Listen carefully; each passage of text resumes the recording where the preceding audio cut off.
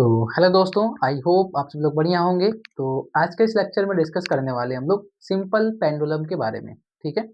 इससे पहले हम लोगों ने सिंपल हार्मोनिक मोशन के बारे में डिस्कशन करा था, जिसमें हमने एनर्जी, टाइम पीरियड, कह सकते हो कि डिस्प्लेसमेंट, वेलोसिटी, एक्सेलरेशन और साथ-साथ में कई सारे अलग-अलग तरीके के फॉर्मूले हमने डिस्कस करा था, उसको डिराइव करा था। ठीक है। और आज के इस लेक्चर में डिस्कस करना है हमको सिंपल पेंडुलम क्या होता है, जस्ट उसके बारे में अच्छे से डिस्कस करेंगे। ठीक है, तो चलिए स्टार्ट करते हैं। सबसे पहली बात, सिंपल पेंडुलम जो है वो होता क्या है। तो देखो, पहले तो ये एक सिंपल हार्मोनिक मोशन के अंदर ये काम करने वाली चीज है। ठीक है। अब सिंपल पेंडुलम के अंदर क्या होता है कि एक छोटा सा पॉइंट मास का, ठीक है, एक छोटा सा कुछ भी एक मास का एक सब्जेक्ट ले सकते हो। ठीक है। छोटा सा पॉइंट मास का कोई भी आप एक सब्जेक्ट ले सकते हो और उसको एक स्ट्रिंग के सहारे लटकाया जाता है। ठीक है।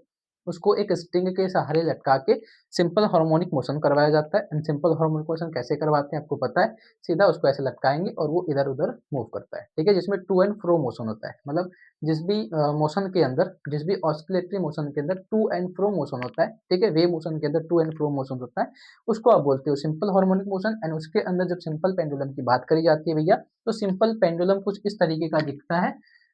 मैंने ये फिगर बहुत बारी बनाया है आपको समझाने के लिए। जब भी मैंने कुछ भी आपको समझाना होता था सिंपल हार्मोनिक मोशन के अंदर, मैंने एक फिगर बनाया था। ऐसा कोई फिगर मैं बार-बार आपको बना के दिखा रहा था।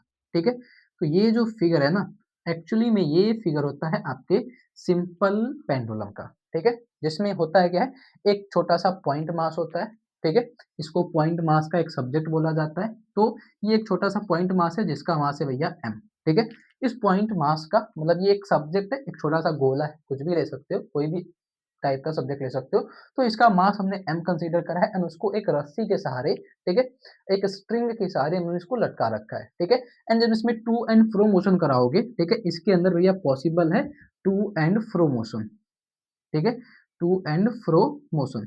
तो इसके अंदर to and fro motion possible होने का मतलब ये जो पार्टिकल है वो इधर भी मूव कर सकता है और ये सेम इधर भी मूव कर सकता है। ठीक है, ये दोनों साइड पे मूव कर सकता है। ये जो पार्टिकल है भैया, वो आगे भी मूव कर सकता है, पीछे भी मूव कर सकता है। तो ऐसे चीज को बोला जाता है टू एंड फ्रो मोशन। ठीक है। तो सिंपल पेंडुलम में होता क्या है कि एक छोटा सा पॉइंट मास होता है ए हैवी। इसका जो डेफिनेशन लिखोगे तो ऐसा लिखा जाता है, ए हैवी, हैवी बॉब लिखा जाता है। ठीक है, बॉब का मतलब होता है पॉइंट मास। ठीक है, point mass, a heavy bob suspended, suspended with a string, with a string, ठीक है, with a string by rigid support, with rigid support, या फिर ऐसा लिख सकते हैं with a rigid support by a string, ऐसा लिखते हैं विद ए रिजिड सपोर्ट। ठीक है, with a rigid support by a string. ठीक है, बाय ए स्ट्रिंग, जो कि इसमें इधर उधर कहीं पे भी मूव कर सकता है। ठीक है, by a string which is called, which is called simple pendulum. ठीक है, which is called simple pendulum. ये होता है आपका सिंपल पेंडुलम। ठीक है, ये उसका डेफिनेशन आप इस तरीके से चाहो तो लिख सकते हो। अब इसमें बात आती है जब ये मूव करेगा, तो मूव करने के ऊपर देखो, जब ये मूव करेगा तो इसके ऊपर जब फोर्स लगता है, जब देखो पार्टिकल ये वाले पॉइंट को आप बोलते हो मीन पोजीशन। ठीक है। अब ये पार्टिकल मीन पोजीशन से एक्सट्रीम पे कब पहुंचेगा, ये होता है एक्सट्रीम पोजीशन। ठीक है, एक्सट्रीम पोजीशन। अब ये जो पार्टिकल है एम मास का, ये मीन पोजीशन से एक्सट्रीम पे कब पहुंचेगा। तो भैया ये सीधी सीधी बात है, मीन पोजीशन से एक्सट्रीम पे तभी पहुंचेगा जब आप इस पे कोई फोर्स लगाओगे, इसको इक्विलिब्रियम कंडीशन से उसको हटाओगे, इसके ऊपर कोई फोर्स लगाओगे, तो ये मीन पोजीशन से हटेगा और पहुंचेगा एक्सट्रीम पोजीशन पे। ठीक है। तो अगर ये मीन पोजीशन से एक्सट्रीम पोजीशन पे जाएगा तो कुछ डिस्टेंस ट्रेवल करेगा एंड उसको नाम देते हैं हम लोग एक्स डिस्टेंस ट्रेवल करता है। ठीक है। एंड जब ये वन साइकिल कंप्लीट कर लेगा, ठीक है, तो वन साइकिल कंप्लीट करने में जो टाइम पीरियड लेता है उसको आप टी से दिखाते हो। ठीक है। तो पहले तो डिस्कस करते हैं कि जब ये एम से मीन पोजीशन से एक्सट्रीम पोजीशन पे पहुंचेगा, तो जो हमारे पास में ये स्ट्रिंग है, मासलेस स्ट्रिंग इसको बोलते हैं। ठीक है, ये स्ट्रिंग कुछ इस तरीके से दिखेगी आपको। ठीक है, ये स्ट्रिंग आपको कुछ इस तरीके से दिखेगी। ठीक है, तो जब स्ट्रिंग ये ऐसे थी पहले, अब ये घूम के ऐसे दिखेगी। स्ट्रिंग के साथ साथ ये पूरा सिस्टम इधर पे पहुंच जाएगा। ठीक है, जब पूरा सिस्टम भैया यहाँ पे पहुंचेगा और बाद में फिर घूम के जब रीस्टोरिंग फोर्स इसके ऊपर लगेगा, रीस्टोरिंग फोर्स कैसे लगेगा, इस डायरेक्शन में इसके ऊपर एक रीस्टोरिंग फोर्स लगेगा जिसकी वैल्यू होती है माइनस का के एक्स। ठीक है, ये आप पहले से जानते हो। ठीक, अब जो रीस्टोरिंग फोर्स इसके ऊपर लगेगा उसमें क्या होता है, जैसे ये ऑब्जेक्ट यहाँ से मीन पोजीशन से एक्सट्रीम पे पहुंचेगा तो ध्यान दो, तो इधर पे एक एंगल बन रहा है, ठीक है, जिसको नाम देते हैं थीटा। कोई सा भी एंगल नाम दे दो, थीटा। एंड ये पार्टिकल है, इसका कुछ ना कुछ तो मास है, तो इस पे जो फोर्स लगता है, ठीक है, जब पार्टिकल को इधर पे भेजोगे तो जो रिस्टोरिंग फोर्स काम करेगा उसकी वैल्यू को देखो कंपोनेंट के फॉर्म में डिफाइन करा जाता है। कैसे? ये एक इधर पे एक कंपोनेंट बना होगा इसका, ठीक है, इसका मास इस तरीके से mg, mg is the mass of the object, force मतलब उस पे कितना फोर्स काम करेगा, उसका मास कितना है, वेट कितना है, उस ऑब्जेक्ट का वेट कितना है, तो mg हो जाएगा, जो कि नीचे की साइड पे काम करेगा, जिसको आप ग्रेविटेशनल फोर्स की वजह से बोलते हो। एंड सिंपल उसको आप इस तरीके से कंपोनेंट के फॉर्म में डिराइव कर सकते हो, ठीक है। एंड इधर पे एंगल बनेगा आपका थीटा।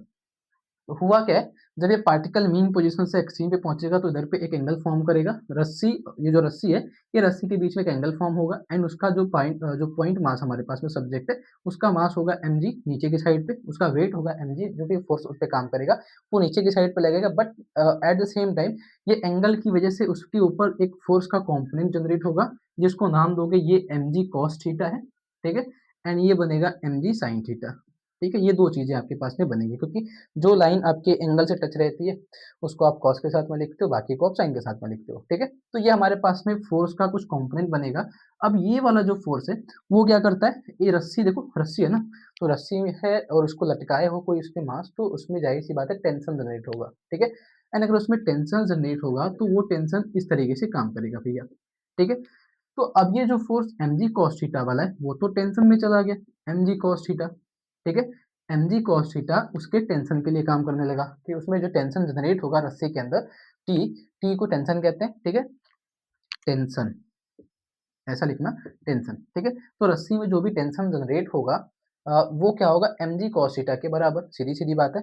दूसरी चीज, अब जो फोर्स रीस्टोरिंग फोर्स हमारे पास में उसकी वैल्यू किसके बराबर आएगी, जो हमारे पास में रीस्टोरिंग फोर्स है उसकी वैल्यू किसके बराबर आने वाली है। तो अगर आप ध्यान दो तो जो हमारे पास में रीस्टोरिंग फोर्स है, अब फोर्स का एक कंपोनेंट बच गया है mg sin थीटा, ठीक है, फोर्स का एक कंपोनेंट बचा है हमारे पास में mg sin थीटा। एंड जो रीस्टोरिंग फोर्स होता है भैया वो नेगेटिव साइन के साथ में लिखा जाता है, या फिर ऐसा कह सकते हो कि देखो फोर्स भी इसी साइड में लगना है, कंपोनेंट भी फोर्स का इसी साइड में दिख रहा है, mg sin थीटा का कंपोनेंट इसी साइड में, फोर्स भी इसी साइड में लग रहा है, तो इसको ऐसा लिखा जाता है, फ्रॉम द फिगर आप ये कर सकते हो, ठीक है, from the figure, from the figure, ठीक है, आप ये चीज डिराइव कर सकते हो, F is equal to minus का mg sin theta, F is equal to क्या लिख सकते हो आप, माइनस का mg sin थीटा, ठीक है। दूसरी चीज, अब माइनस का mg sin थीटा है एंड इसको अच्छे से डिराइव करो, तो फोर्स जो हमारे पास में होता है by the Newton's law, by Newton's law, अब न्यूटन्स का कौन सा लॉ यूज कर सकते हो फोर्स के फॉर्मूले के लिए, तो सेकंड लॉ यूज कर सकते हो, F is equal to mass into acceleration होता है, जिसको आप इस फॉर्मेट में लिखते हो d by D square x by D T square, ठीक है, मास इनटू एक्सेलरेशन। तो भैया ये इक्वेशन नंबर फर्स्ट, ये इक्वेशन नंबर सेकंड। तो फिगर से हमने ये चीज जनरेट कर ली कि जो रीस्टोरिंग फोर्स आपके पास में है, ठीक है, वो रीस्टोरिंग फोर्स की वैल्यू कितनी है, माइनस का mg sin थीटा के बराबर। क्यों? क्योंकि फोर्स भी आपका इसी डायरेक्शन में, mg sin थीटा का डायरेक्शन भी इसी डायरेक्शन में, या फिर एक चीज रीस्टोरिंग फोर्स आपका नेगेटिव फॉर्मेट में होता है, ये भी कह सकते हो। तो दो तरीका है उसको बोलने का। दूसरी चीज, from the equation first and second चलेंगे, from equation first and second. तो भैया फर्स्ट एंड सेकंड इक्वेशन से क्या हो सकता है हमारे पास में, दोनों को कंपैरिजन कराओ तो माइनस का mg sin theta is equal to क्या हो जाएगा, m d square x by D T square, जिसमें से ये m को m से हटा दो, m को m से कैंसिल आउट कर दो, तो ये हो जाएगा g sin theta is equal to m d square x by D T square. ये एक फॉर्मूला बनेगा इक्वेशन नंबर थर्ड का, ठीक है। अच्छा ये m तो खत्म हो गया, m से m खत्म हो गया, D square x by D T square, ठीक है। अगली जो चीज हमारे पास में, अगर हम इसको ध्यान से देखें तो हमारे पास में एक एंगल के जैसा बन रहा है, एक ट्रेंगल के फॉर्मेट बन रहा है, ओ, नाम दे दो ओ ए बी, ये एक ट्रेंगल का शेप जैसा दिख रहा है ना, जिसमें अगर हम ध्यान दें तो लेट से अगर इस रस्सी की लंबाई ले ले एल, एंड जो डिस्प्लेसमेंट हुआ है इसके अंदर एक्स डिस्प्लेसमेंट हुआ है, ठीक है, अगर हम रस्सी की लंबाई एल ले लें और ये डिस्प्लेसमेंट जो है एक्स डिस्प्लेसमेंट हुआ है, तो अगर हम फ्रॉम ट्रेंगल के शेप में या फिर इस फिगर से हम साइन थीटा की वैल्यू निकालना चाहें, साइन थीटा, तो वो क्या होगा, एक्स डिवाइड बाई एल, ठीक है, या फिर एल डिवाइड बाई एक्स, ठीक है, साइन थीटा क्या होगा, एल डिवाइड बाई एक्स, ये हमारे पास में एक फॉर्मूला बनेगा, ठीक है। अच्छा एक चीज़ ये तो कर सकते हो, साइन थीटा ना एंगल कहाँ पे बना है, इस वाली लाइन पे एंगल बना है ना, तो ये होगा एक्स डिवाइड बाई एल, ऐसा। तो साइन थीटा की वैल्यू होगी हमारे पास में x divide by L. And एक चीज़ ये भी ध्यान देना कि जब भी ये एंगल क्रिएट होगा तो वो एंगल बहुत छोटा क्रिएट होता है, ठीक है। ये एंगल इतना ज़्यादा छोटा क्रिएट होता है कि आप उसको मेजर नहीं कर पाओगे। तो इन फिर ऐसा कर सकते हो, फॉर वेरी स्मॉल एंगल, ठीक है, फॉर वेरी स्मॉल एंगल आप ये चीज कंसीडर कर सकते हो, जो हमारे पास में साइन थीटा है उसको आप नियरली थीटा के हिसाब से बोल सकते हो, ठीक है, जो साइन थीटा है उसको नियर अबाउट थीटा के हिसाब से बोल सकते हो इन कंडीशन ऑफ स्मॉल एंगल, क्योंकि ये जो एंगल बनता है वो बहुत छोटा बनता है, ठीक है। तो रस्सी के टेंशन में ये जो आप मेन पोजीशन से एक्सट्रीम पोजीशन पे आप पार्टिकल को लेके जाओगे तो रस्सी में जो एंगल क्रिएट होता है वो बहुत छोटा क्रिएट होता है। तो जो साइन थीटा हमारे पास में, उस साइन थीटा को हम नियर अबाउट थीटा कंसीडर कर सकते हैं फॉर वेरी स्मॉल एंगल के केस में। तो हमारे पास में जो थीटा होगा, मतलब अब ये काम कर सकते हो, जो साइन थीटा है, ठीक है, उसको क्या लिख सकते हो आप, एक्स डिवाइड बाई एल के फॉर्मेट में लिख सकते हो, जिसकी वैल्यू कितनी है थीटा के फॉर्मेट में, जो कि थीटा के बराबर है एक्चुअली में। तो उसकी वैल्यू कितनी है हमारे पास में, ये है एक्स डिवाइड बाई एल। तो इसको और अच्छे से डिफाइन करो। चलो मैं ये डेफिनेशन मिटा रहा हूँ, आप इसको नोट कर लेना, ठीक है, ये डेफिनेशन नोट कर लेना। चलो आगे इसको सिंप्लीफाई करेंगे। इसको और सिंप्लीफाई करके क्या कर सकते हो, साइन थीटा की वैल्यू पुट कर लो। तो साइन थीटा की अगर वैल्यू पुट करते हो तो जी x divide by L is equal to हमारे पास में क्या है, D square X divide by D T square, equation number 4। And आगे यूज करेंगे by differential equation of simple harmonic motion, differential equation of simple harmonic motion. अगर आपको याद हो कि एसएचएम में हमने डिफरेंशियल इक्वेशन निकाला था, जब एसएचएम का फर्स्ट लेक्चर हमने देखा था तो उसके अंदर हमने डिफरेंशियल इक्वेशन पढ़ा था, ठीक है। और वो डिफरेंशियल इक्वेशन इस फॉर्मेट में था, D square x by D T square, ठीक है। अच्छा ये नेगेटिव में चल रहा था, इसमें कोई एक तो नेगेटिव फॉर्मेट में आएगा ना, कोई एक माइनस में होगा, चलो ऐसा। तो ये क्या था, omega square x is equal to zero, ये हमारे पास में था डिफरेंशियल इक्वेशन, ठीक है। अगर आपको याद हो तो हमने ये डिफरेंशियल इक्वेशन निकाला था इन केस ऑफ एसएचएम, ठीक है। तो एसएचएम में हमने ये डिफरेंशियल इक्वेशन निकाला था। एंड इसको और अच्छे से सिंप्लीफाई करो, चलो इसको और अच्छे से सिंप्लीफाई करते हैं।